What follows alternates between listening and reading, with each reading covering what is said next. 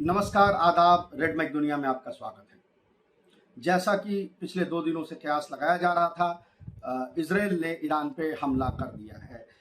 अभी तक जो इनिशियल खबर आई है उससे ऐसा लग रहा है कि जो कमांडर्स हैं उनके घरों को, जो न्यूक्लियर फिजिसिस्ट हैं उनके घरों को और मिसाइल बेसिस, न्यूक्लियर प्लांट्स, इनको टारगेट किया गया है।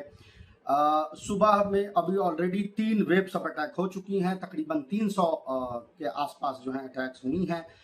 मोस्टली टारगेटेड जो सिविलियन एरियाज़ हैं, उसमें जो अपार्टमेंट बिल्डिंग्स हैं जिसमें कमांडर्स रहते थे अपनी फैमिलीज़ के साथ, उनको टारगेट किया गया है, टारगेटेड असैसिनेशन। इसके अलावा जो IRGC की हेडक्वार्टर है तेहरान में, उसको टारगेट किया गया है। नॉर्दर्न और नॉर्थ वेस्टर्न और नॉर्थ ईस्टर्न तेहरान के तमाम इलाके, मोहल्लती और इस तरह के और जो इलाके हैं, उनमें हमला किया गया है, रेजिडेंशियल बिल्डिंग्स में। जैसा मैंने पहले भी अपने प्रोग्राम से बताया है कि जो कमांडर्स हैं वहाँ अपनी फैमिलीज़ के साथ रहते हैं, वो रेजिडेंशियल यानी वो मिलिट्री बैरक्स नहीं है। उनको टारगेट किया गया है, स्पेसिफिक बिल्डिंग्स को डिस्ट्रॉय किया गया है, स्पेसिफिक फ्लैट्स टारगेट किए गए हैं जिसमें बहुत सारे सिविलियंस जो हैं वो मारे गए हैं, स्पेशली जो कमांडर्स के फैमिली हैं, उनके बीबी, बच्चे और तमाम लोग। जो बड़े नाम हैं जिनका असैसिनेशन किया गया है उसमें जो IRGC के चीफ हैं हुसैन सलामी, IRGC हेडक्वार्टर के कमांडर, खत्म अनबिया के कमांडर जो हैं गुलाम अली राशिद, उसके बाद रिटायर्ड फिजिसिस्ट मेहदी तेहरानची सा हैं, वो पॉलिटिशियन बन चुके थे। अब उनका कोई यानी रिसर्च से यानी साइंस से कोई लेना देना नहीं था, लेकिन उनको भी टारगेट किया गया है। और फॉर्मर जो ईरानियन एटॉमिक एनर्जी कमीशन के हेड हैं फरीदयून अब्बासी, उनको निशाना बनाया गया है। इसके अलावा जो चीफ निगोशिएटर हैं अमेरिका के साथ अभी जो बातचीत हो रही है, उसमें जो ईरान न्यूक्लियर प्रोग्राम के चीफ निगोशिएटर हैं और पहले ईरान के NSA रह चुके हैं अली समखानी, उनको टारगेट किया गया है। उनकी यानी इमीडिएट उनके असैसिनेशन की खबर नहीं है, लेकिन वो बुरी तरह से घायल हैं और काफ़ी क्रिटिकल कंडीशन में हैं। कुछ जो ईरानी चैनल्स हैं उन्होंने chief of the general staff Mohammad Bagheri के भी असैसिनेशन की खबर जो है दी है। तो यानी टॉप कमांडर्स जो हैं वो टारगेट किए गए, यानी हेड जो हैं वो टारगेट किए गए हैं। इसके अलावा जो वीडियोज़ आ रही हैं, जो खबरें आ रही हैं, उसके हिसाब से कुछ जो मिसाइल साइट्स हैं उनको टारगेट किया गया है। तबरेज़ में, तेहरान के आसपास के जो इलाके हैं, जब आप कुम की तरफ बढ़ते हैं उस तरफ जो मिसाइल साइट्स हैं उनको टारगेट किया गया है। इसके अलावा जो यानी तेहरान के पेरिफेरी में जो इलाके हैं वहाँ पे भी टारगेट जो हैं वो की गई हैं। जो ईरानियन मिसाइल साइट्स हैं वो बेसिकली वो मिसाइल सिटीज़ में हैं, दे आर बड़ी डीप इनसाइड, तो उन पे बहुत ज़्यादा असर जो है वो नहीं होगा। लेकिन अगर आपने उनके गेट्स वगैरह पे टारगेट किया है तो जाहिर है कि उनके उन जगहों को खोलने में और उसको वापस यानी अंदर से मिसाइल्स को बाहर लाने में वक्त लगेगा। इसके अलावा जो सबसे मेजर अटैक है वो नटांज न्यूक्लियर एनरिचमेंट प्लांट पे की गई है। वो उसने हेवी डैमेज झेला है। ईरान के जो न्यूक्लियर साइट्स हैं उसमें नटांज ही है, जो नटांज और 1-2 और न्यूक्लियर साइट्स हैं जो बाहर की तरफ हैं, यानी वो ओवरग्राउंड है।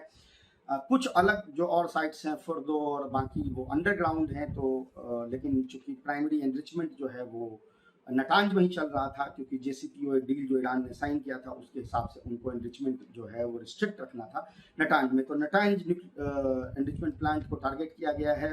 कितना वहाँ पे आसपास यानी न्यूक्लियर जिसको कहते हैं रेडिएशन है एयर में, वो अभी कह नहीं सकते हैं। लेकिन जो इंटरनेशनल न्यूक्लियर एनर्जी कमीशन है उसके चीफ ने कहा है कि वो टीम भेजने की कोशिश कर रहे हैं। ईरान के जो अपने अथॉरिटीज़ ने लोगों को कहा है कि वो नटांज के आसपास के इलाके में ना जाएं, क्योंकि वहाँ मैसिव रेडिएशन के चांसेस हैं। ये जैसे पिछले 2-3 दिनों से लग रहा था कि यूनिलैटरल अटैक करने की कोशिश जो है नेतन्याहू करेंगे, क्योंकि अगेन वो चाहते हैं कि चुनाव जो है वो आगे हो जाए और उनकी जो पार्टी है वो सत्ता में बने रहे। अमेरिका का इसमें क्या रोल है? अमेरिका ने ऑफिशियली इसको डिनाई किया है, जैसा आप अपनी स्क्रीन पर देखेंगे। जो उनका स्टेट डिपार्टमेंट की कमेंट आई है उसके हिसाब से उन्होंने इसको डिनाई किया है कि हम इसमें पार्टिसिपेंट नहीं थे, ये यूनिलैटरल था।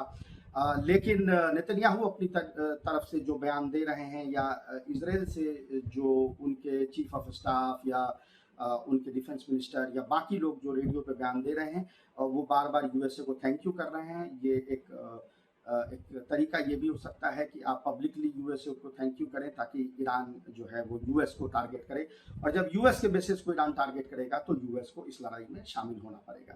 अब सारा जो है दारोमदार वो डोनाल्ड ट्रंप पे है कि उन्होंने एक न्यूक्लियर नेगोशिएशन शुरू की और उसके दरमियान में ये अटैक होता है।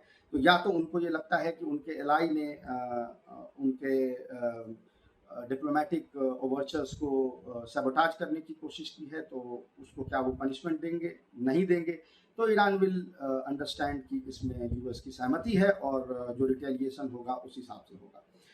यूएस इजराइल का कितना साथ देगा वो अभी पहले तो इस बात से पता चलेगा कि जब अगर रिटेलिएशन स्ट्राइक ईरान करता है तो उसको रोकने में क्या अमेरिकन जो है वो अमेरिकन, ब्रिटिश और ये तमाम जो कंट्रीज हैं वो उसको में हेल्प करती हैं, नहीं करती हैं, जैसा उन्होंने पिछले दो जो ट्रू प्रॉमिस 1 और ट्रू प्रॉमिस 2 ऑपरेशन था उसमें किया था। अगर तो वो इसको हेल्प करती हैं तो फिर उस ईरान इसको कंसीडर करेगा कि America is party to this war और उस पर उनके ठिकानों पे भी हमला किया जा सकता है। जहां तक न्यूक्लियर निगोशिएशन का सवाल है तो I think it has seen a major setback, क्योंकि अब ईरान के पास ये ऑप्शन ये है कि वो नोटिफाई करे एनपीटी को, जो न्यूक्लियर नॉन प्रोलिफरेशन ट्रीटी है उसके जो मेंबर्स हैं उसको नोटिफाई करेगा, और नोटिफाई करने के बाद वो उससे विड्रॉ कर लेगा। एक बार जब वो उससे विड्रॉ कर लेता है तो उसके बाद वो बम बनाने की तरफ अग्रसर हो जाएगा, जिसकी अभी तक उसने कभी कोशिश नहीं की थी, जो अमेरिकन इंटेलिजेंस भी कहते हैं।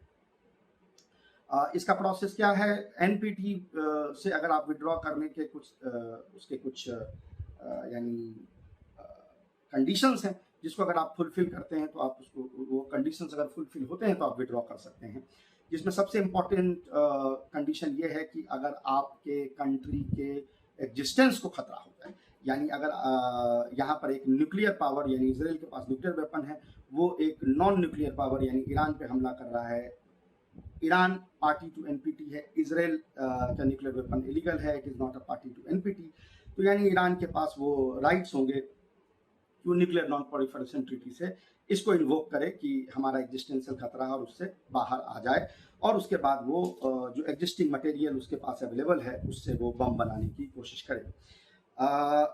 क्या हम हमला देखेंगे बार बार? इजराइल ने कहा है कि ये सीरीज ऑफ अटैक है और ये अभी कई दिनों तक चलता रहेगा, तो जाहिर है कि एक टू एंड फ्रो अब हमें वहाँ पे देखने को मिल सकता है आइंदा दिनों में। दूसरा ये है कि क्या इजराइल ईरान के न्यूक्लियर प्रोग्राम को ख़त्म कर सकता है? नहीं ख़त्म कर सकता है, उसको वो सेटबैक दे सकता है, जैसा कि नेतान्याहू में उसने सेटबैक दिया, यानी आपने ऊपर एक जो फैसिलिटी थी उस पर आपने अटैक किया है, तो अब जो बिलो द माउंटेन फैसिलिटीज़ हैं उनको यानी उस पर अब शिफ्ट हो जाएगा न्यूक्लियर जो ये इनरिचमेंट प्रोग्राम है। अगर तो ईरान ये डिसाइड करता है कि न्यूक्लियर वेपन प्रोग्राम की तरफ वो अग्रसर हो तो वो भी उसी तरह के किसी ठिकाने पे जो है वो शिफ्ट हो जाएगा, और उसके बाद उसको डिस्ट्रॉय करने के लिए अमेरिका को फुल फ्लेजेड इन्वेजन करना पड़ेगा, बिना उसके वो उसको नहीं कर सकता। अगर ये पॉलिटिकल डिसीजन हो गई है कि अगर इसके बाद ये पॉलिटिकल डिसीजन ली जाती है कि हम न्यूक्लियर वेपन बिल्ड करेंगे, याद रहे कि ईरान में फतवा जारी है अयतुल्ला खुमैनी के फतवे को बाद में खामेनी ने एंडोर्स किया और वो न्यूक्लियर वेपन के अगेंस्ट में है, लेकिन सर्टेन उसमें कंडीशंस हैं कि अगर आपको न्यूक्लियर टिप्ड कंट्री आप पे अटैक करता है, अगर न्यूक्लियर यानी सलाहियत वाला देश आप पे हमला करता है, तो फिर आप वो जो फतवा है उसको ओवरराइड किया जा सकता है, क्योंकि फिर वो एग्जिस्टेंशियल सिचुएशन आ जाती है। तो अगर तो ईरान ये डिसाइड करेगा कि न्यूक्लियर वेपन बनाना है तो फिर वो एनपीटी के उस प्रोसेस का इंतजार नहीं करेगा, क्योंकि उसको लंबा प्रोसेस है, आप उसको नोटिस देते हैं एनपीटी को, एनपीटी 3 महीने तक उसको स्टडी करती है, उसके बाद आप विड्रॉ करते हैं तो फिर उसमें वक्त लगता है। अगर इस तरह की कोई चीज़ पॉलिटिकल फैसला लिया जाता है तो ईरान इमीडिएटली न्यूक्लियर वेपन बनाने की तरफ अग्रसर हो जाएगा, क्योंकि उसको फिर वो 3 महीने का वेट नहीं करेगा, वो ये वेट करेगा कि 3 महीने के बाद वो फॉर्मली इससे विड्रॉ हो जाए, लेकिन न्यूक्लियर वेपन बनाने की तरफ वो अग्रसर हो जाएगा। जो अटैक्स अभी तक हुई हैं डिवास्टेटिंग है, बहुत सारे सिविलियंस मारे गए हैं, कई टॉप कमांडर्स जो है मारे गए हैं, लेकिन वो चेन ऑफ कमांड जो है वो वापस से रिस्टोर होगी। चेन ऑफ कमांड जो है यानी जो सेकंड इन कमांड से थर्ड इन कमांड से वो उसको टेक ओवर करते रहेंगे। जो IRGC के फील्ड कमांडर्स हैं उसमें से मैक्सिमम एक्चुअली वो नहीं रहते हैं शहरों में, वो अपने अपने बेसिस पे रहते हैं। उन बेसिस पर भी हमला किया गया है। ये कुछ घंटों बाद पता चलेगा कि कितने कमांडर्स की कहाँ कहाँ पे असैसिनेशन जो है वो की गई है। ये कैसे इम्पैक्ट करता है ईरान के रिटेलिएशन को, वो भी हमें बाद में हमें पता चलेगा। लेकिन ईरान एक कंट्री है, उसके पास हज़ारों कमांडर्स हैं। ये कोई छोटा मिलिशिया नहीं है कि आपने 5 कमांडर्स मार दिए तो उसके रिटेलिएशन कैपेबिलिटी पे असर पड़ेगा। ये कमांडर्स जो हैं वो उसको टेक ऑन करेंगे और रिटेलिएशन की प्लानिंग जो है वो ऑलरेडी हो रही होगी। लेकिन जो फिलहाल जो न्यूज़ रैप है, हम चाहते थे कि सुबह में आपको एक जल्दी से एक रैप जो है दे दिया जाए ताकि आपको अभी तक जो हुई चीज़ें हैं उसकी जानकारी आपको मिल जाए। इसके बाद भी हम प्रोग्राम लेके आते रहेंगे, जैसे जैसे जो भी डेवलपमेंट होगा, जो भी अपडेट्स होंगी वो हम आपके पास लेके आएंगे। तब तक के लिए नमस्कार।